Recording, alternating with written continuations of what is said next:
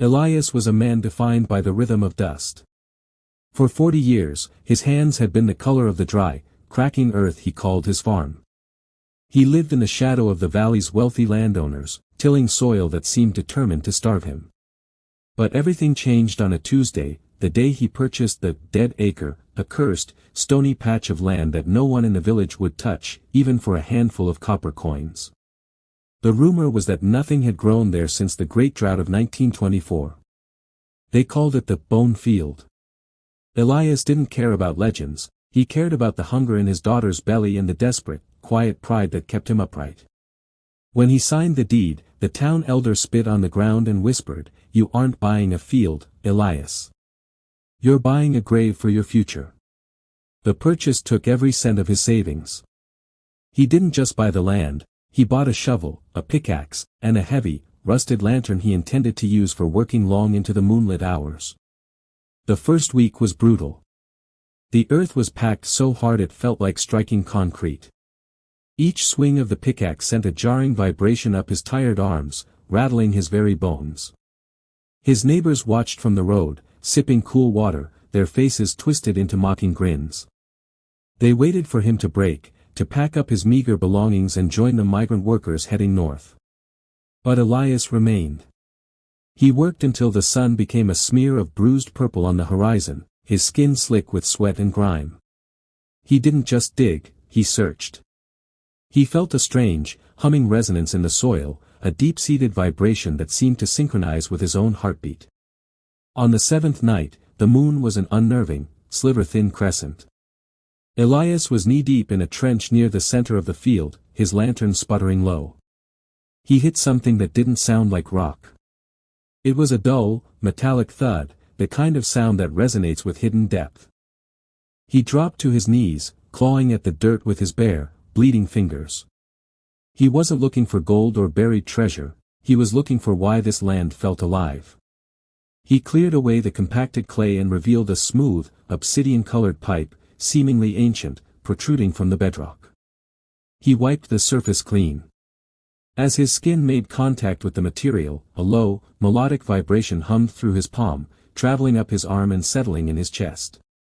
It wasn't mechanical, it felt biological, a pulse of pure, concentrated energy.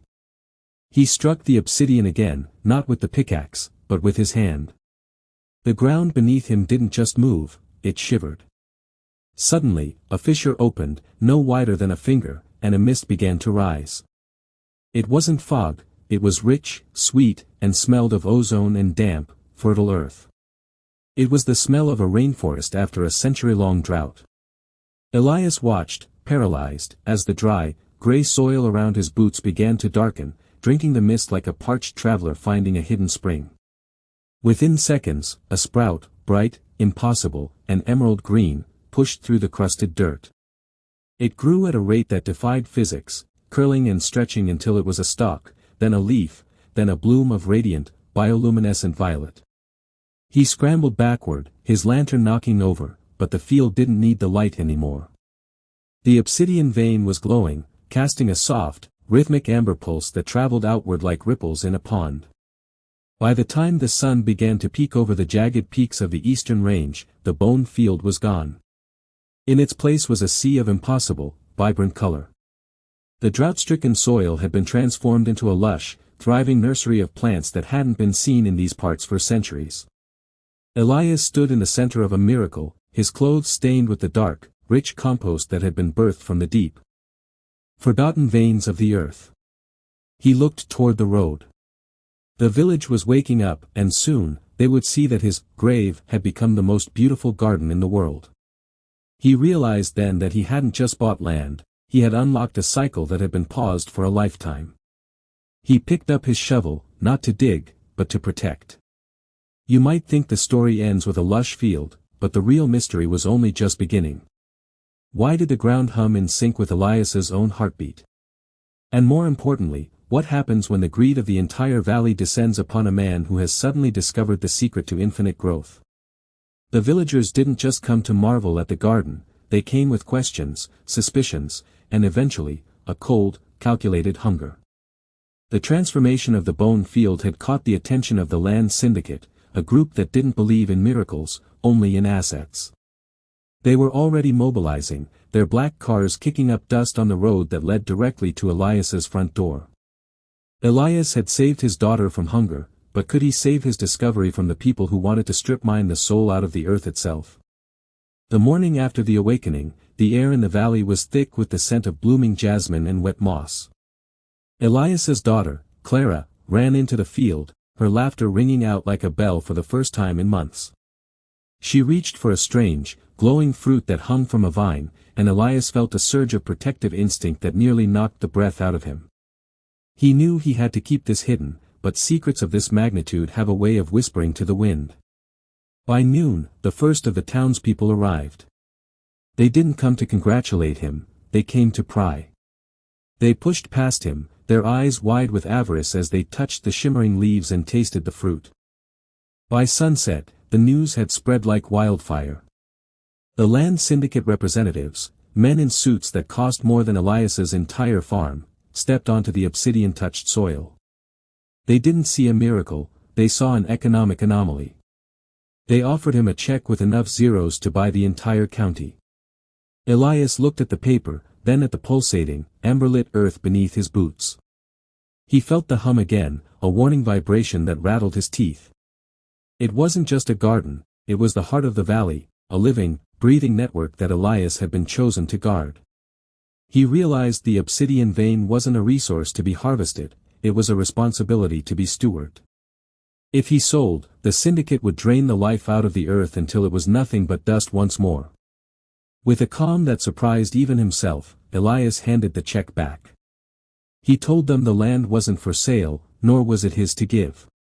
He stood his ground as the men threatened him, as they whispered about laws and ownership. But as the sun dipped, the field responded to his defiance. The vines began to pulse in a rhythmic, golden light, creating a shimmering barrier that turned the intruders away, as if the land itself were protecting its own. The men fled, terrified by the sheer, unexplainable power of the soil. That night, Elias sat on his porch, listening to the earth breathe. He wasn't a poor farmer anymore, he was a guardian of a secret that would sustain his family for generations. He had turned a grave into a cradle, proving that when you treat the earth with respect, it returns the favor with a life you never imagined possible. Have you ever felt like you were standing on the edge of a massive life change, just waiting for that one moment to finally shift everything? It's rarely about luck, it's about having the courage to keep digging when everyone else has already told you there's nothing left to find. Look at your own life. What is that bone field you've been ignoring because you think it's too hard or too broken? Sometimes the greatest treasures are hidden beneath the layers of what we've been told is impossible. Drop a comment below and tell me, what's one goal you're working on right now that everyone else thinks is a waste of time? I want to read your stories. If this story touched a chord and you want to keep finding those hidden miracles in your own life, make sure to hit that subscribe button and turn on notifications.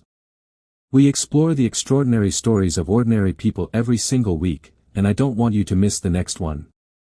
Click the link in the pinned comment to join our community newsletter for more inspiring content sent straight to your inbox. Let's keep growing together.